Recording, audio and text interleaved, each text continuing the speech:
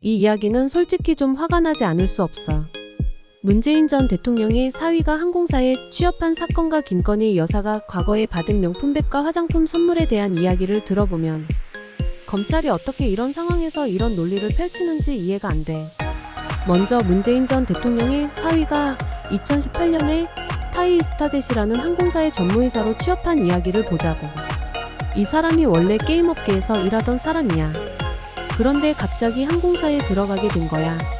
항공업계 경험도 없는데 취업이 되었다고? 사람들 당연히 의심하지. 대통령 사위라서 그런 거 아니야? 이런 말들이 나오는 것도 이상하지 않다고. 하지만 문제는 여기서 끝나지 않아. 검찰은 지금 문재인 전 대통령이 사위의 취업으로 경제적 이득을 봤다고 해서 뇌물 혐의를 적용할 수 있다고 주장하고 있어. 말도 안 돼. 사위가 취업을 해서 월급을 받는 게 어떻게 장인의 뇌물이 될 수 있냐는 거야. 그 논리라면 우리 모두가 받은 월급이 가족의 뇌물이 될 수도 있다는 소리잖아? 이건 완전히 억지야. 검찰이 정말로 이런 식으로 뇌물 혐의를 적용하려고 한다면 먼저 그 취업이 불법적이었고 문재인 전 대통령이 그 과정에 직접적으로 개입했음을 입증해야 해. 그런데 그런 증거가 있냐고? 없잖아.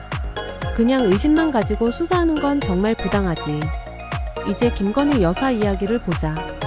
이분은 현직 대통령의 부인이야. 윤석열 대통령 말이지. 김건희 여사가 과거에 명품백과 화장품 선물을 받았다는 사실이 있어. 근데 이게 문제가 되는 이유가 뭐냐면 그때 윤석열 대통령이 검찰총장이었기 때문이야.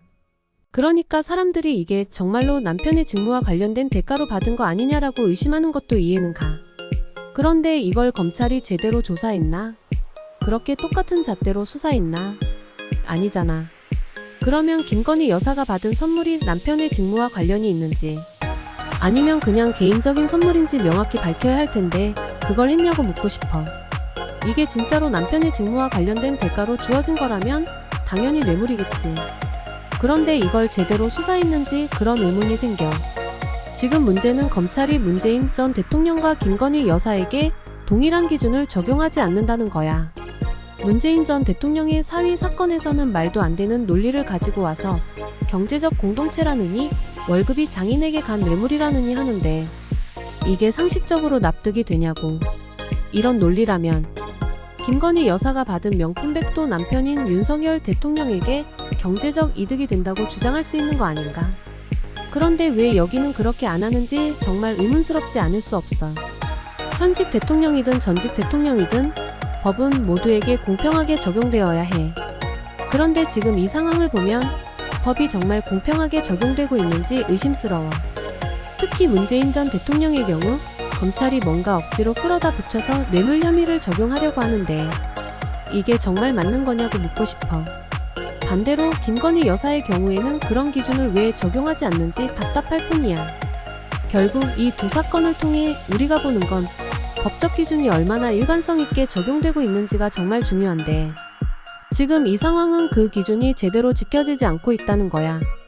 사람들은 법 앞에서 평등해야 한다고 배웠는데 왜 이렇게 특정한 사람들에게만 엄격하게 적용되는 건지 이해할 수가 없어. 정말 화가 나는 부분이야.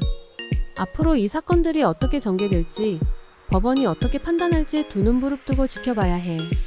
그리고 우리는 이 과정에서 어떤 일이 일어나는지 그 과정이 공정하게 이루어지고 있는지를 계속해서 요구해야 한다고 생각해. 그런데 여기서 중요한 포인트가 하나 더 있어. 바로 검찰의 역할이야.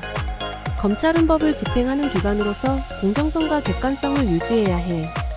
하지만 지금의 상황을 보면 그런 공정성이 지켜지고 있는지 의문스러운 부분이 많아. 문재인 전 대통령의 사위 사건과 김건희 여사 사례에서 검찰의 태도가 왜 이렇게 다르냐는 지적이 나오는 이유도 여기에 있지. 결국 우리가 요구하는 것은 간단해. 법과 원칙이 모든 사람에게 동일하게 적용되어야 한다는 점이야. 이는 민주주의와 법치주의의 근간이기도 해. 이러한 기본 원칙이 흔들리는 순간 사회적 신뢰는 무너질 수밖에 없어. 따라서 검찰은 다시 한번 공정성과 객관성을 회복해야 해. 그리고 국민은 이러한 과정을 면밀히 지켜봐야 할 책임이 있어.